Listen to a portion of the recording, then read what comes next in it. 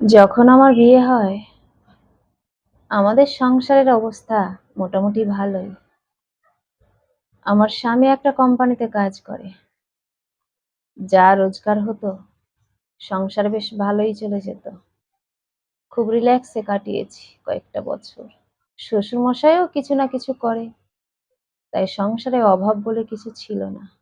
কিন্তু এরপর যখন আমার কোল জুড়ে আমার যমজ ছেলে মেয়ে এলো, তখন থেকে মোটামুটি সেই রিল্যাক্সেশনটা কমতে শুরু হলো। শ্বশুরমশাইয়েরও কাজ বন্ধ হয়ে গেল। আমার স্বামী কোম্পানিতে কাজ করে। খুব বেশি যে মাইনে পায় তা তো নয়।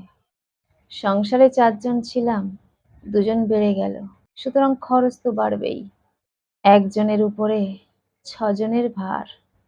বইতে তো একটু কষ্ট হবেই। ছেলেমেয়েগুলো ধীরে ধীরে বড় হতে লাগলো। তাদের স্কুলে দিলাম। তারা এখন ৯ বছরের। খরচ প্রচুর পরিমাণে বাড়তে থাকলো। শেষ পর্যন্ত যেন একটা অভাবের মধ্যে পড়ে গেলাম। দিন আনি দিন খাওয়ার মতো অবস্থা হয়ে গেল। শ্বশুর শাশুড়ি, ২ টো বাচ্চার ভার যেন আর বইতে পারছে না আমার স্বামী। এই ৬ জনের পেটের ভাত জোগাড় করতে করতে আর ২ টো বাচ্চার পড়াশোনার খরচ জোগাতে জোগাতে আমার স্বামী ক্লান্ত হয়ে পড়ল। একটা সময় স্বামীর উপর ভীতশ্রদ্ধ হয়ে গেলাম। মাঝে মাঝে ওকে বলেই দিতাম, এরকম হাভেদের সংসারে আমি আর থাকবো না। বাচ্চা দুটোকে নিয়ে চলে যাব যেদিকে দু চোখ যায়। আমার স্বামী মজা করে বলতো, কোথায় আর যাবে? যাওয়ার জায়গাটাই বা কোথায়? আমি বলতাম, কেন? আমার বাপের বাড়ি তো রয়েছে, সেখানেই চলে যাব। আমার স্বামী তখন আর কিছু বলতো না। শুধু এইটুকু বলতো, একটু সহ্য করো। একটা সময় নিশ্চয়ই ভালো দিন আসবে। আমি খুব রেগে যেতাম তার উপরে। তারপর দেখতে দেখতে একটা বছর কেটে যায়। ছেলে মেয়ে দুটোকে নিয়ে সোজা বাপের বাড়ি চলে গেলাম। ছেলে মেয়ের স্কুলের খরচ জোগাড় করতে পারছে না। খরচ জোগাড় করতে গেলে এদিকে পেটের ভাত জোগাড় করতে পারছে না। আমি যেন পড়েছি মহা বিপদে। বাড়িতে গিয়ে বাবাকে খুব বললাম, এমন একটা ভিখারির বাড়িতে বিয়ে দিয়েছে যে আমাদের পেটের ভাত জোগাড় করতে পারছে না। ২ টো বাচ্চার পড়াশোনা কি করাবো? আমি আর ওই বাড়িতে যাব না। আমার বাবা বলল, সে কি রে? পেটের ভাত জোগাড় করতে গিয়ে ছেলে মেয়ের পড়াশোনা হচ্ছে না? এ আবার কেমন কথা? ও তো একটা ভালো কোম্পানিতে কাজ করতে জানতাম। আমি বললাম, ওই রকমই কাজ। মাইনে যা দেয় তাতে তো এই অবস্থা। আমার তিনটে দাদা।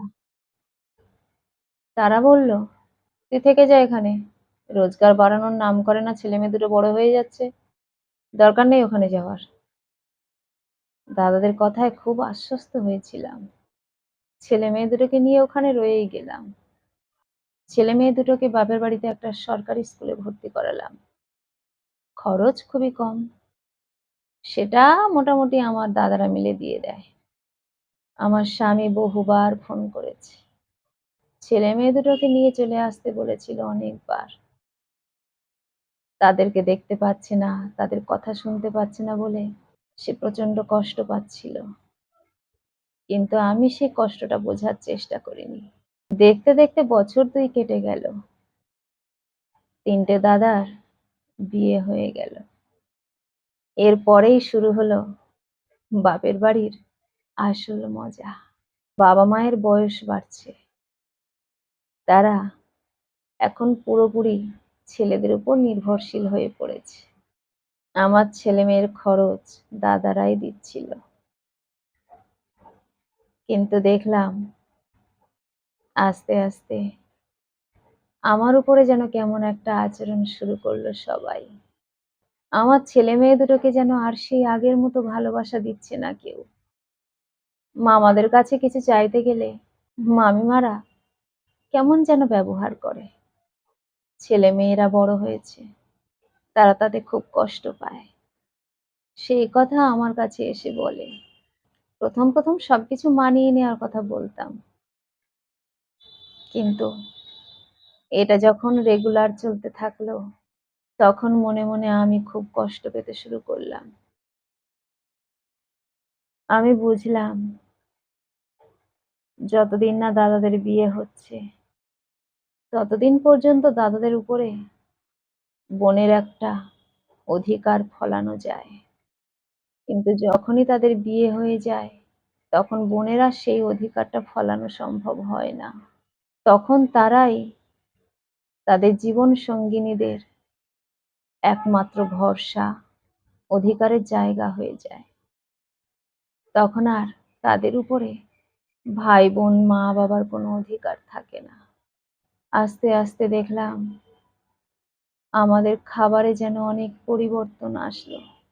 তারা তাদের মতো ঘরের মধ্যে অনেক কিছু বানিয়ে খেতে শুরু করলো। না, আমার ছেলে-মেয়েকে ডাকে না। বাবা-মায়ের সঙ্গে আমাকে আর আমার ছেলে-মেয়েকে আলাদা করে দিল। বাবা-মাকে দাদারা বলল, "তোমরা তোমাদের মতো করে খাও মা।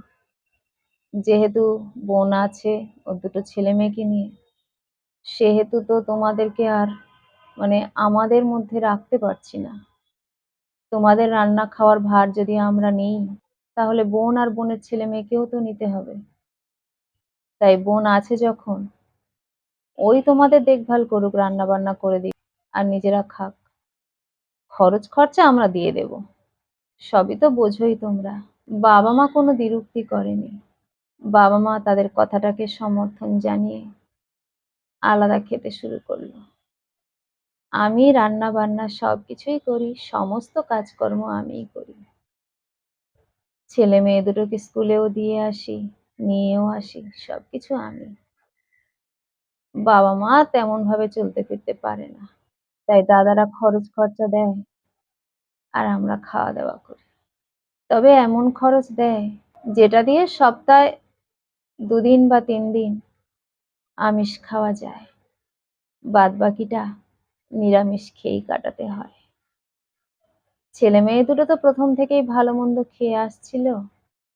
এখন আর এই খাবারগুলো তাদের মুখে রোচে না। বাচ্চাদের মুখের দিকে তাকিয়ে দু চোখ বেয়ে আমার অঝোর নয়নে জল পড়ে।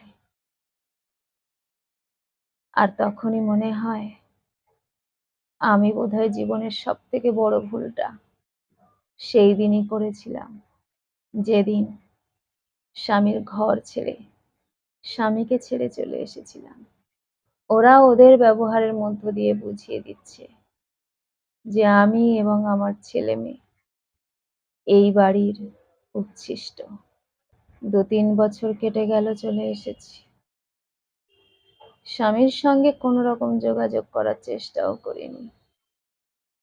সে করলে সেটাকে বন্ধ করার চেষ্টা করেছি। আজকের খুব মনে পড়ছে তার কথা। যত কষ্ট হোক, শুধু আলু সিদ্ধ ভাত দিলেও ভালোবেসেই দিত। এমনভাবে অবহেলা করে দিত না। আজকে আমি উপলব্ধি করতে পেরেছি। মেয়েদের বিয়ের পর স্বামীই তার একমাত্র আপনজন হয়। বাবা, মা, ভাই, বোন কেউ নয়। আর আমি সেই পরম প্রিয় স্বামীকে ত্যাগ করে চলে এসেছি। আমি আমার বাবা-মাকে বললাম, "আমি বাড়ি ফিরে যেতে চাই। অনেক বছর তো হলো বাপের বাড়ি পড়ে আছি। কিন্তু আর ভালো লাগছে না মা। নুন ভাত খাই, আলু সিদ্ধ ভাত খাই। তবু শ্বশুর বাড়িতে পড়ে থাকবো। যত যাই হোক, ও যে খাওয়াটুকু দিত, সিদ্ধ ভাত হলেও তার মধ্যে অনেক ভালোবাসা ছিল মা। আমি সেই ভালোবাসাটা বুঝতে পারিনি। আমার ছেলে-মেয়েকে নিয়ে আমি ওখানেই ফিরে যেতে চাই।" আমার বাবা বলল, "যেটা ভালো বুঝিস সেটা কর। আমার নিজের কোনো ক্ষমতা নেই যে তোদের ভালো-মন্দ খাওয়াবো। তাই তোর যেটা ভালো মনে হয় তুই সেটা কর।" আমার মা বলল, "এতদিনে বুঝতে পেরেছিস স্বামী কি জিনিস? সবসময় জানবি মা, বিয়ের পর স্বামীই হলো পরম গুরু। স্বামীর ভালোবাসার কাছে আর কোনো ভালোবাসা টেকে না। বাবা-মা, ভাই-বোন যতই আপনজন হোক, তোর জীবনের শেষ পর্যন্ত তোর স্বামীই তোর পাশে থাকবে। যদি ভগবানের আশীর্বাদে কোনো খারাপ কিছু না হয়। জীবনের শেষ লগ্ন পর্যন্ত একটা মেয়ের কাছে তার স্বামীই শেষ ভরসা হয়। আশা করি এইরকম ভুল আর তুই কক্ষনো করবি না। বাবা-মা কারোর সারা জীবন বাঁচে না। আর দাদা ভাইরা সবাই বিয়ের পর তাদের সংসার নিয়ে ব্যস্ত হয়ে পড়ে। তখন তারা আর কারোর কথা ভাবে না। সবাই তার নিজের সংসার নিয়ে ব্যস্ত হবে, এটাই স্বাভাবিক। এটা নিশ্চয়ই তুই এখন বুঝতে পেরেছিস। মা বাবার পায়ে প্রণাম করে দুটো ছেলে মেয়েকে নিয়ে শ্বশুর বাড়ির উদ্দেশ্যে রওনা হলাম।